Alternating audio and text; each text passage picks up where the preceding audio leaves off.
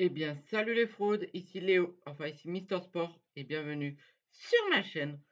Aujourd'hui, vidéo débrief du match entre la section paroisse et le stade toulousain. Et on va aussi faire un mini débrief du match entre le Paris Saint-Germain et Strasbourg. Et on va aussi pronostiquer pour stade pour La Rochelle face, face à Union Bordeaux, le Bègle. Donc n'hésitez pas à liker, partager, abonner, ça fait toujours plaisir. Et puis je vous souhaite un excellent visionnage et une très très bonne vidéo. Et avant que la vidéo commence, merci à tous ceux qui étaient présents sur le live. C'est commenter ce match en live, on l'a vécu ensemble. Donc voilà. Et puis c'est parti, se lance la vidéo. Je vous souhaite un excellent visionnage. Donc déjà, on commence par le débrief Paris-Saint-Germain Strasbourg. Victoire des Parisiens 4-2. Les Parisiens qui reprennent leur siège de leader en Ligue 1. Donc franchement, on peut applaudir l'équipe strasbourgeoise qui était venue pour prendre les 3 points. Mais malheureusement, Strasbourg qui s'incline 4-2 face au Paris Saint-Germain au Parc des Princes. Donc voilà. Donc franchement, on peut applaudir cette équipe de Strasbourg. Donc on peut les applaudir. Donc voilà. Sinon, les Parisiens qui ont très très bien joué. Écoute, j'ai un peu vu quelques images, ouais. Ils sont un peu bien joué, les buts sont super beaux, les buts parisiens sont super beaux. Après, est-ce qu'il y a penalty ou pas pour les Parisiens? C'est un peu litigieux, j'ai pas vu l'action, comme j'ai écouté à la radio. Je peux pas vous dire qu'est-ce que j'en pense. Mais bon, si l'arbitre a dit qu'il n'y avait pas de penalty et que personne ne critique cette décision de l'arbitre, c'est qu'il devait pas avoir penalty. Donc voilà, franchement, les Parisiens ont très très bien joué. Il y a eu un but de Barcola. Donc voici tous les buteurs parisiens. Donc franchement, tout le monde a très bien joué pour le Paris Saint-Germain. Donc voici tous les buteurs parisiens. Mayoulou à la 18e minute. Marco Asensio à la 47e minute de jeu. Barcola à la 66e minute de jeu. Et Kanguinli à la 90e minute de jeu. Et pour les Strasbourgeois, 58e minute de jeu. Et 80 pendant le temps additionnel de la seconde période à la 90e minute de jeu, plus 2. Donc voilà. Donc voilà. Pour voilà, c'est un peu tout dire. Je ne peux pas dire grand chose de plus sur le match du Paris Saint-Germain. Donc c'est pour ça qu'on va passer au débrief du match entre la section paloise et le stade toulousain. Donc c'est parti. On passe au débrief de ce match. Donc la section paloise qui recevait le stade toulousain hier. Victoire du stade toulousain 22-14. Et vite fait, je vous dis vite fait le score pour le, le, le RCT, donc Toulon, qui a gagné 30-17 face à Montpellier. À Mayol, donc à Toulon. C'est Toulon qui recevait Montpellier. Donc voilà. Donc voilà, maintenant que ça c'est dit, franchement, le match du Stade Toulousain qui a été vraiment super. Franchement, les Toulousains qui ont tenu la baraque. Franchement, pour moi, le Stade Toulousain était dominant à tout point de vue. Franchement, le Stade Toulousain il a fait mener la vie dure aux Palois. Franchement, les Toulousains qui ont fait mener la vidéo aux Palois. Donc, mais, mais franchement, la saison polonaise qui a aussi rien lâché. Franchement, la saison polonaise qui a rien lâché. Qui ont poussé, malgré une belle défense toulousaine. Donc voilà, Dupont qui était là vraiment pour en découdre. Vous voyez que ça lui manquait tellement de jouer sous le maillot toulousain, même s'il a joué la semaine dernière en tant que remplaçant.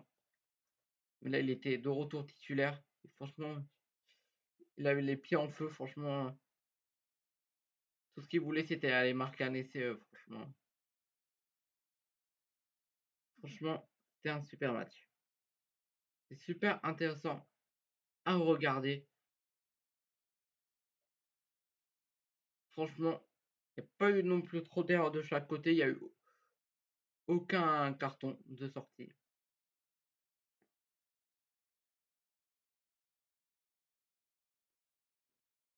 Donc voilà, franchement, Toulon qui tenait, même quand les Palois poussaient à quelques mètres de leur but, franchement. Et pareil pour la section paloise que quand les Toulousains étaient sur la ligne d'en but, et ben ils tenaient. Et ça, c'était super. Ouais, deux équipes qui voulaient en découdre. Donc pour le moment, le classement avant la dernière journée de top 14, enfin avant la dernière journée, avant la fin de la 7e journée de top 14. Pour le moment, Toulouse qui a repris sa place de leader avec 24 points contre 23 pour Bordeaux-Bègles qui a un match de retard. Et Toulon qui a 19 points à égalité avec Clermont. Mais Toulon qui est troisième. Donc pour le moment, Toulon est en phase finale. Et Toulouse et Bordeaux seraient en demi. Donc voilà. Donc franchement, hâte de voir ce que ça va donner quand Toulouse va recevoir Toulon la semaine prochaine. Un gros choc. Mais franchement, même si elle se pas jouer à domicile, on sentait qu'il voulait être gagné ses œufs. Mais bon, Toulouse qui a été largement au-dessus.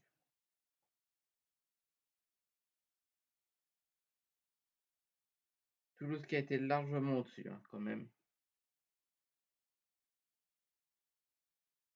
Donc voilà. Qu'est-ce que je peux dire de plus? Que franchement, c'était un super match, ça je l'ai déjà dit.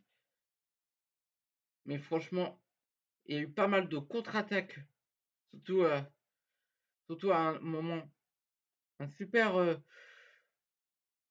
Franchement, quand il y a eu un moment, il y a Toulouse qui a eu un renvoi dans le but.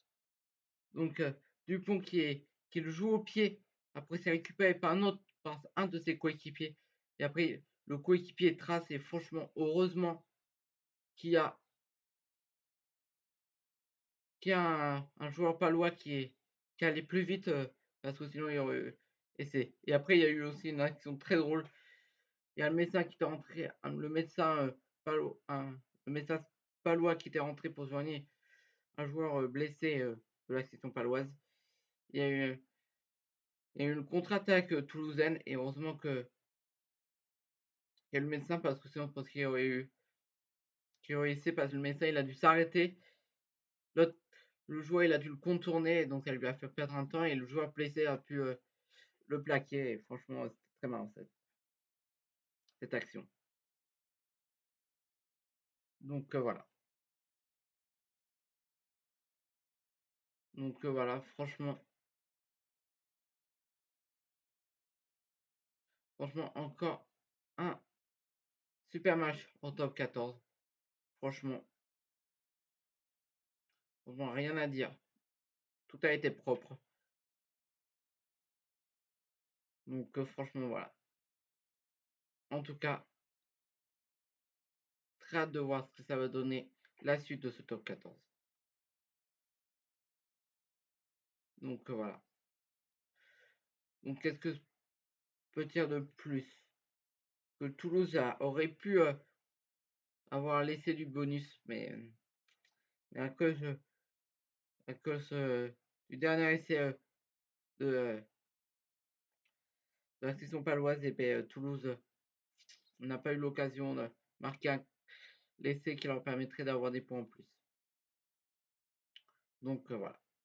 Donc voilà, c'est tout pour ce débrief du match entre la section paloise et le stade toulousain. Maintenant, on va passer au pronostic pour le dernier match de cette 7e journée de top 14 qui a lieu ce soir. La Rochelle reçoit Union Bordeaux-Bègles. Ça va être un super match. Donc le classement pour les deux. Union Bordeaux-Bègles, deuxième, ça se vous l'ai dit. Et La Rochelle est sixième. Donc en phase finale. Ben, c'est les 6 premiers qui vont en phase finale. Donc voilà. Alors, pour moi,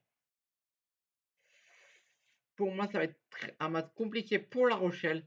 Mais je vois La Rochelle avoir quand même pas mal d'occasions et franchement mettre du danger et vraiment tout donner, mais avoir du mal à quand même trouver des failles. Et franchement, je pense qu'aussi Union Bordeaux-Bègles a une super défense. Donc franchement, je vois Union Bordeaux-Bègles s'imposer. C'est La Rochelle. Allez, on gagne combien la semaine? Peut-être pas autant que la semaine dernière, mais tu vois bien. Allez, je vois 50 à 50 pour pour le pour Union Bordeaux-Bègles contre 45. 50 à 45.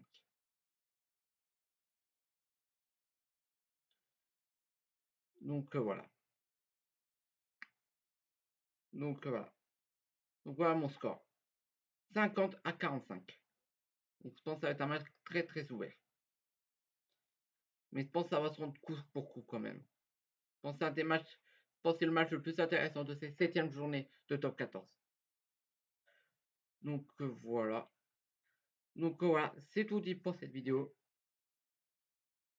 N'hésitez pas à vous abonner à Mister Univers. Le lien est en description.